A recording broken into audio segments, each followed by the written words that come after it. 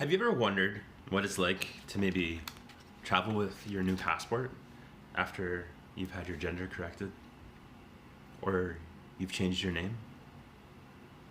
Because 24 hours ago, that was my biggest concern, was how would I travel with this, which was the last piece of my transition, administratively speaking, that I dealt with, and how would people receive me through security at the airline or at the hotel.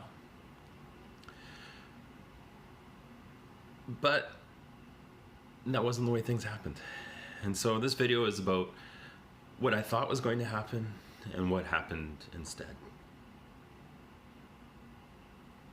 I'm not sure if I'll be able to edit this video. I'm going to try a whole new different technique just using my phone. And if you've wondered at all how I do my videos, typically I'm shooting only on my Google Pixel. I have a Pixel 2 and I use a light from IKEA with a 5500K light bulb that I've used incidentally. The window that I'm using right now is also 5500K. It's called Daylight, and as you can see, it's very flattering. But that's my photography side coming out. Anyways, hi, I'm Kate Madden from Calgary, normally speaking. Today, I'm coming to you from Mississauga, Ontario. It's a suburb just outside of Toronto, or as the locals call it, Toronto. And it's a town that I have spent a lot of time in. An airport, I cannot possibly count the number of times I have been to that airport. Professionally speaking, in Canada, once you get to a certain level, basically you're oriented towards Toronto, at least in my business and in the previous business I was in. So for the last 15 years, I've made a lot of trips to this town, and I know that airport really well. So I was supposed to go from Calgary to Toronto, briefly over in Toronto, go to Rome. My brother and I are going to Rome. He's there right now, having a great time, I'm sure, I hope, and I'm here. So like I said, I thought my biggest issue 24 hours ago would be my passport, or how CATSA, and for the Americans, CATSA is the Canadian version of TSA, how I would be received through security and so on. And instead what I saw was I got to the airport, my flight got delayed. That was fine, whatever. I've traveled enough that I can roll with that. I went and talked to customer service, and I got moved on to another flight to Toronto. And as they started the boarding for that flight, and it was still going to be very tight, but I could do it. As they started the boarding for that flight, they noticed a mechanical issue with the plane. And so they halted boarding while they tried to fix it. And then they took everyone they'd gotten onto the plane off the plane, which is something I have never seen before. So they've got a plane that looked like an Airbus 320, 321. I don't know how many people that seats, 130, 125 people, 140, something like that. There was another flight, the flight I had originally been on was also canceled. And so you now had two flights out of Calgary going to Toronto, about 250 people, give or take maybe 300, I don't know. And they brought in a 777 and they tried to squeeze all of us on to this aircraft. So the mechanical issue in and of itself, we could roll with. What happened next was there was a systems issue, and the ticket system stopped working. So you had half the plane who everyone knew they were supposed to be on the aircraft. The carrier couldn't issue the tickets or assign the seats. And so people were getting upset. People, you had hundreds of people, people with connections and so on and so forth. And not a lot of communication from the aircraft or from the airline. And the frontline staff are equipped as best as they can, but you know, the strain of the situation certainly started to show in how they engaged with customers, and probably not the best experience for a lot of people. So got on the airplane eventually. I got on the aircraft as my brother landed in Toronto, where we were supposed to meet in like an hour after that.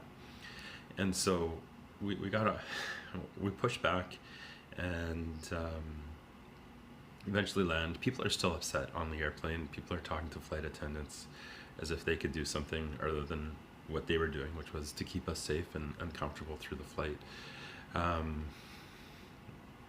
But it was as close to a riot at an airport I had ever seen, and it was interesting to be an observer too, because I thought this was my biggest issue, and nobody cares. So that was kind of very validating and reassuring.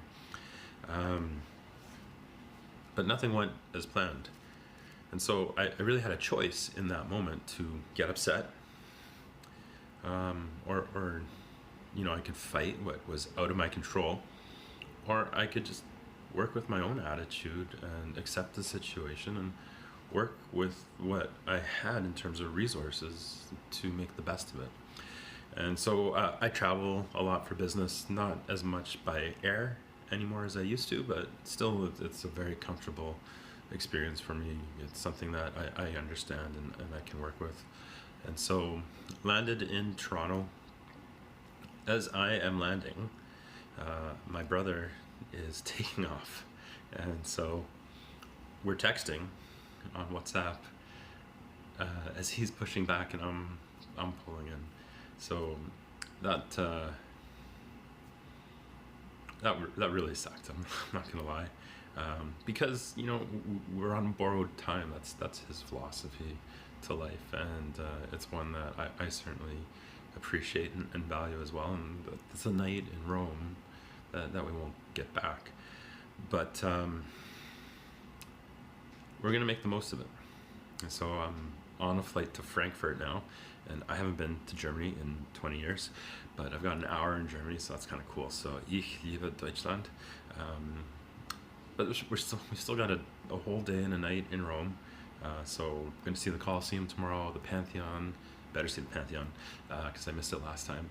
And I'm sure Piazza Navona, or Piazza something or other is going to be in the mix. So there's a lot of piazzas there, and they're all great.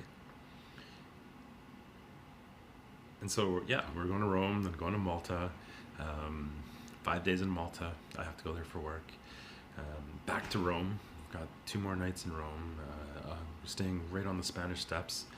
And then we're heading to the Amalfi Coast. Pompeii, I'm sure, is going to make an appearance. Sorrento, Naples. And then we're back home. And so I think what I learned over the last 24 hours is my worry was misplaced.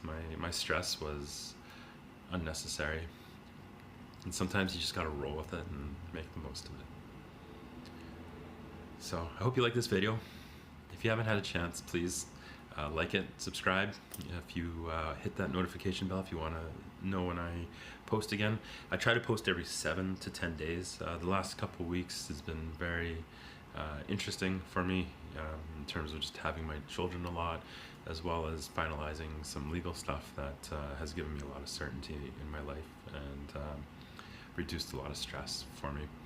But yeah, I guess life, like air travel, you just got to roll with it and make the most of it. So thanks for watching, and here's to life.